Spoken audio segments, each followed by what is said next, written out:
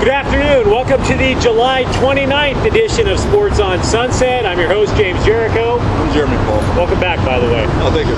Did you enjoy Seattle/Portland? It was beautiful. I didn't go to Portland. Things fell through. But I picked up another gig in Seattle. So it was done. Good man. Good man. You weren't missed?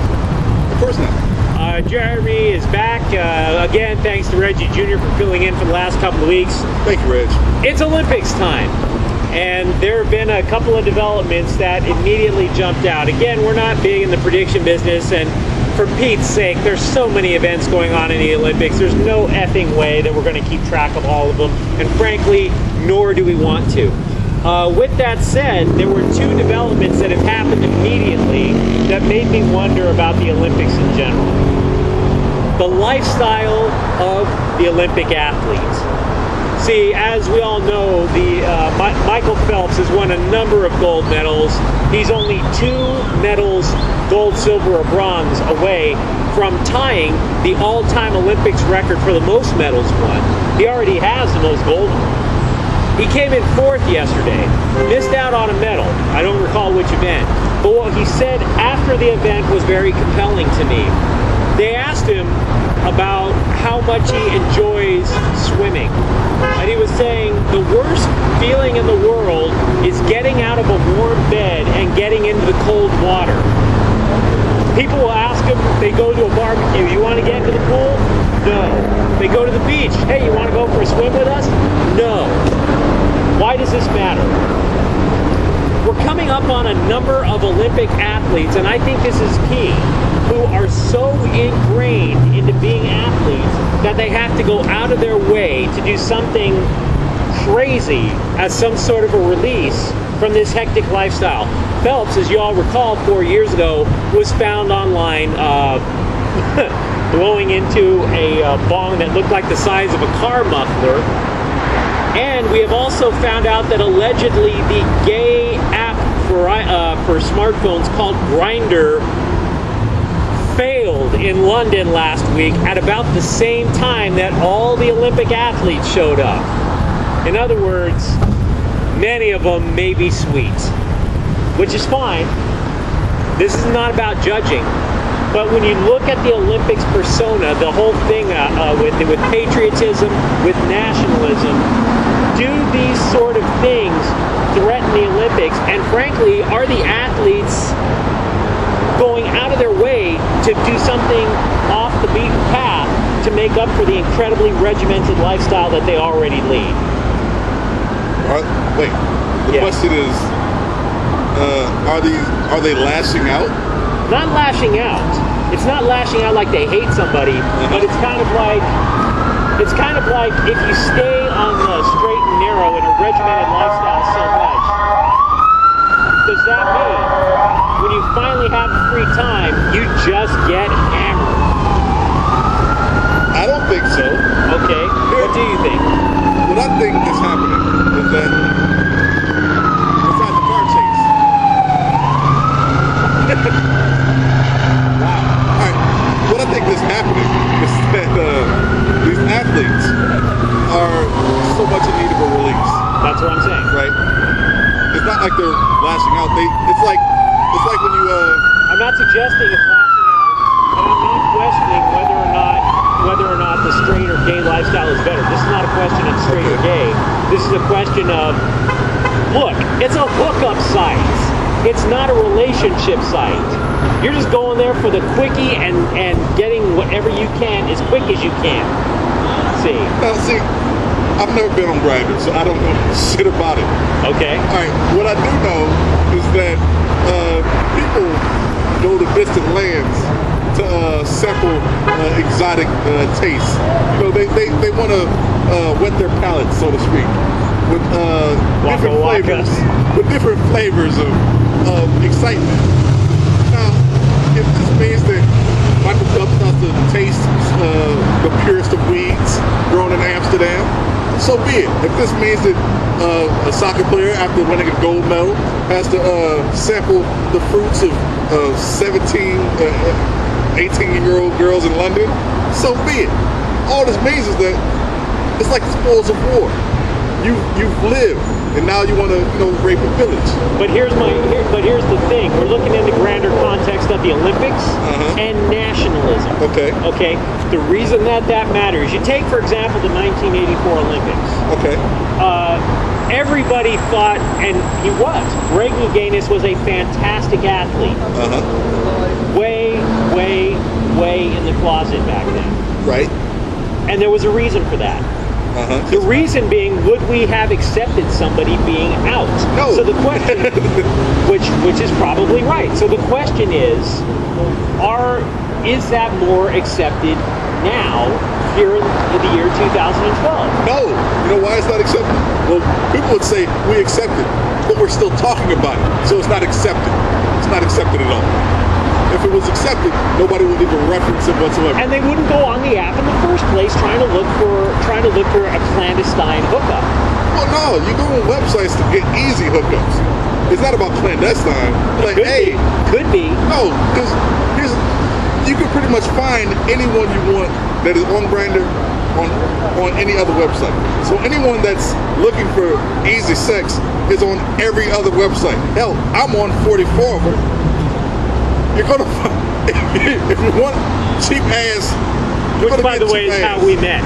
Yeah, that's how we met on fling.com, which is an actual website. Yeah.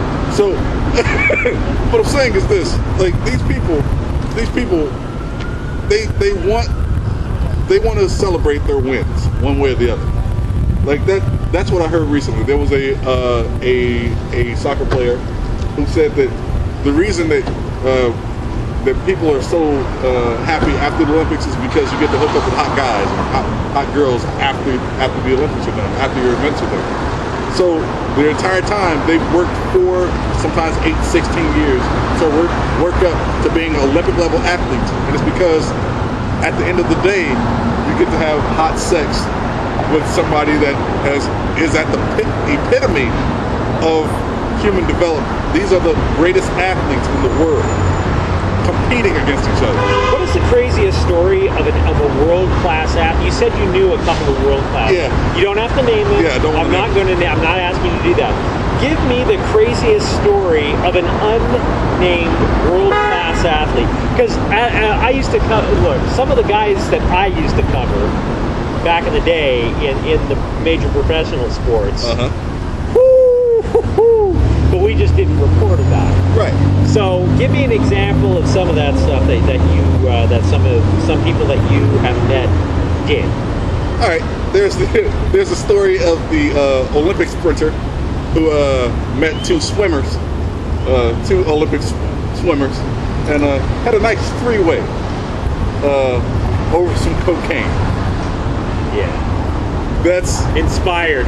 See, because here's what you need to know about the Olympics. They do the swimming meets up front. So the swimmers are done. Yeah. The sprinters take place at the end. Does that explain, by the way, Michael Phelps possibly with the whole 8 gold medals and then nailing a massive, like a hail bay full of marijuana? Yeah, because your Olympics are done. After your events are over, you're finished. But you have all this time in whatever exotic locale that they put the Olympics to just sample the product. I hope that they never have the Olympics in Thailand, because everybody's coming back with AIDS. Everyone. Does it also, here's a question, do you think it could possibly depend on the sport? The reason, my wondering is not only why they do it, but I mean, okay, it's human nature. I think it's also, again, part of the reason they're doing it is they need such a regimented lifestyle that they have to have some form of release. But my other question is,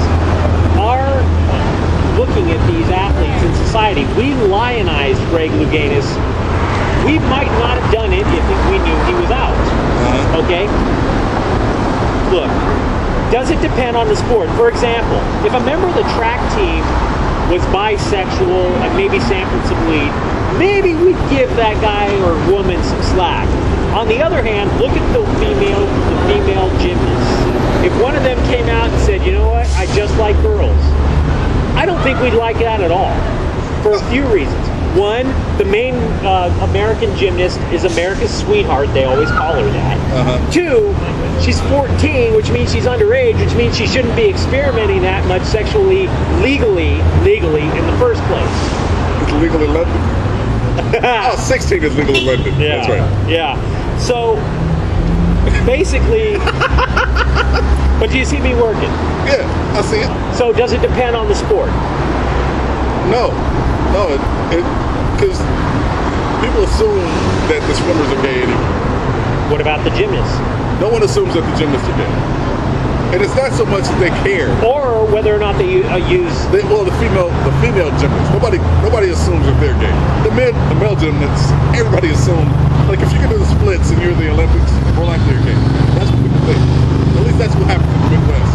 And this in theory though, but I mean, so what you're telling me is we haven't advanced at all. No, we haven't. Here's what's beautiful about we've advanced technology so that they have access to these things. But here's what's beautiful about the Olympics and the party atmosphere after the Olympics, after your events are done. When you're with an Olympic level athlete, that's a female, she has trained her body to where she has absolutely no fat on her body, which means that her menstrual cycle is stopped, so she can't get pregnant. So you don't have to use condoms. Up top. Oh.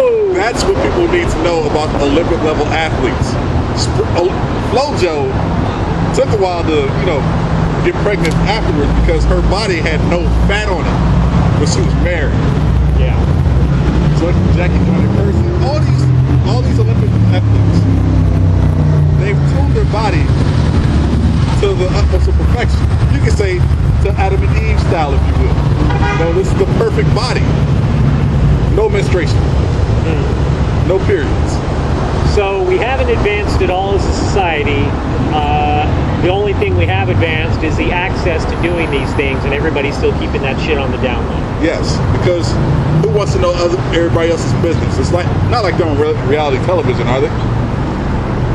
Don't let VH1 think that. Otherwise, we're going to have the flavor of gold. So it's just an idea. Welcome back. Tell them what's on your mind. Okay, what's on my mind is this. Speaking of 1984 Olympics, there in the 1985 basketball season. Hey, in the 1985 season, the NBA draft. I'm sorry to go back to the NBA draft again, but the 85 NBA draft held a ton of Hall of Famers and athletes. Who would you say was the most talented athlete to come out, well, the most talented basketball player to come out of the 1985 NBA draft? See, I don't remember year by year, but I'm trying to recall if that was the Jordan Bowie. No, that was Karl Malone. Okay, yeah. Patrick Ewing. Okay, yeah, okay. So the most talented overall, everybody was high on the two centers, Sampson and Ewing. Who would you say was the most talented? Oh, well, that's only... I'm not the guy to ask because at the time everybody loved Georgetown because Georgetown had Thompson as the coach, and frankly we all gave Thompson significantly more credit than maybe he should have gotten. Because Georgetown just had that rep. Right. Georgetown. So what do you? What's your point? Who would you say Of the two? Yeah. Oh well, again, at that point you would have to say Ewing. Okay. Ewing was number one in the NBA draft. I would say the most talented person in the NBA draft was the number 2 pick, Waymon Tisdale. I like Waymon. Waymon Tisdale He was a good guy. He was an Olympic gold medalist in the '84 Olympics. He averaged for his career 15 and 7, I believe. He's not in the Hall of Fame like Detlef Schrempf, who was also in the '85 draft, or Karl Malone or Patrick Ewing. He's not in the Hall of Fame. But he is the most talented person in the NBA draft year. Why? Because he's the only one that won Grammys. Waymon Tisdale was a talented bassist who died of cancer in 2009. I believe May of 2009. Won Grammys, produced beautiful music on the bass. He's a world-class bassist, along with a world-class athlete and a world-class person. This is me remembering Waymon Tisdale from 3 years ago. who died of cancer in 2000. We need more cancer research, people. He was a good dude, by the way. Yeah. Kept jamming even after they took his leg. Folks, the San Diego Chargers, look, sometimes the best moves that you make are the ones that other people make for you. They needed a backup quarterback and signed Kyle Boller, who after one practice said, nope, I'm done, and retired. This matters on a number of levels. The primary one is that, again, San Diego, look, if he had stayed on your team, that would have been reason enough to get rid of A.J. Smith on top of all the others. But once again, we have to come to the conclusion that unless you're a freak of nature and have a brain in your head, a spread offense quarterback will not work in the NFL. When will these scouts get it through their goddamn melon? Kyle Boller was a first-round draft pick. Here were his stats for his entire 8-year NFL career. 48 touchdowns, 54 interceptions, 8,931 yards. For his career at the University of Cal, 7,980 yards, 64 touchdowns, and 48 interceptions. In other words, in college, almost in 4 years, almost as many yards as he had passing for 8 years in the NFL with the Ravens, the Rams, and 2 years with the Oakland Raiders. It's a lesson NFL teams have never learned. Joey Harrington, Jamarcus Russell. I spent 3 years of my life watching Jamarcus Russell play football live. If that isn't enough of a lesson, nothing is. Best bounce pass in the NFL. Exactly. Achilles Smith, and oh, by the way, some idiot actually wrote the following. Tim Tebow is proof that the spread offense can work in the NFL. What in the blue hell is your people's problem? You compare that to the following quarterbacks: Brady, Breeze, Rodgers, both Mannings, all of them just fistful of rings from championships. Not one of them played in a spread offense. Now we're talking about quarterbacks. You might say, well, you know, Michael Vick plays a spread offense. Michael Vick's never won a world championship. And in addition to that, it took 8 years for Alex Smith to finally remove his head from his butt. And he's not the focal point of the 49ers offense. Look, you have to have a knowledge of an intricate passing offense to work in the NFL. In addition to that, you got to know coverage schemes, you got to know this, that, and the offense, the other. The reason the spread offense doesn't work, you're sending 4 or 5 receivers out there, and in college, there's a speed advantage. Not everybody can cover 4 or 5 wide receivers like they can in the NFL. So somebody is going to be open in college, and any moron with any arm muscle whatsoever can lob the ball and the other guy can catch it. It doesn't mean you're accurate. Like Kyle Boller. There's a very famous story among NFL scouts. Kyle Boller was given the football and he was chucking it 70, 80 yards, no problem. Somebody put a garbage can in the end zone, put Boller at the 50, throw a football into the garbage can. A half an hour and hundreds of footballs later, not one football in the garbage can, the scouts started to leave. Finally, the very last scout was in the parking lot when he heard Kyle Boller screaming at the top of his lungs, "I did it, I finally did it." How many quarterbacks in a spread offense who can throw the ball a country mile just that way are going to have to fail in the NFL before we finally come to the conclusion that a traditional NFL offense is what's going to work? And by the way, this isn't just a blast all over Kyle Boller. Although if he knew how to play, maybe my team wouldn't have invested in Carson Palmer. But at least Kyle Boller gets to go home to Carrie Prejean,